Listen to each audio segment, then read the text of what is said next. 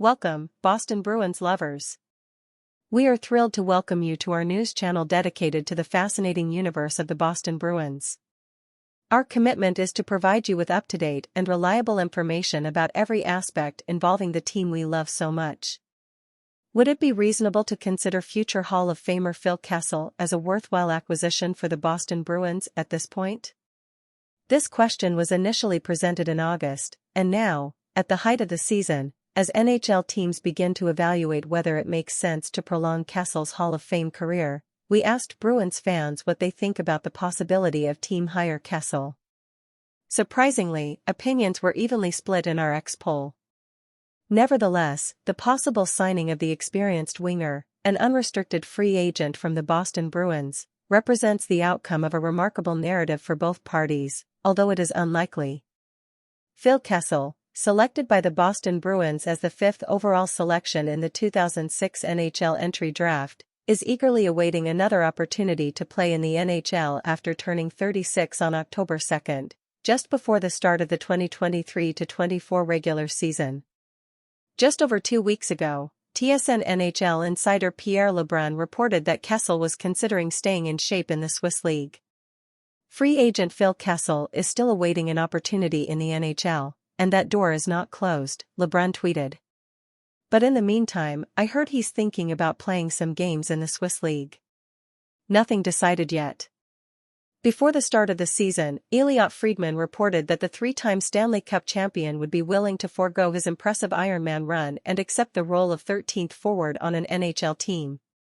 According to Friedman, on August 31st, the three-time Stanley Cup champion wants to play again in 2023-24. However, the most significant detail is that he has made teams aware that he will not be a problem if he is not an everyday starting player. Kessel holds the title of NHL Ironman, being the only player in league history to appear in at least 1,000 consecutive games. His current streak is 1,064 games, 75 more than Keith Yandle, whose record Kessel broke last season. Kessel did not play in all of Vegas' playoff games, but the postseason is not taken into account in consecutive game statistics. Informing teams in advance about this detail is crucial, as interrupting these sequences can cause great stress if there is no player buy-in. In the 2020-21 season, for example, Panthers teammates clearly expressed their displeasure when the team attempted to cut Yandle from the lineup early in the season. He didn't miss any games. With the Boston Bruins testing rookie Georgii Merkulov in their bottom six forward group in search of more offense, would it be wise to conduct a professional tryout with Kessel, providing him with the opportunity to step out of the press box every few games? Already, leave your like in this video, because it is very important so that you don't miss any news from the Bruins, which we will post on this channel at any moment. Thank you. Continuing? Given his history with the Bruins, both during his time here and as an opponent, the irony would be striking. We cannot ignore that Bruins and Kessel did not part ways under ideal conditions. After scoring 66 goals and adding 60 assists in 222 regular season games, along with 9 goals and 6 assists in 15 playoff games with the Bruins, Kessel requested a trade during a contract impasse with then Bruins GM Peter Chiarelli.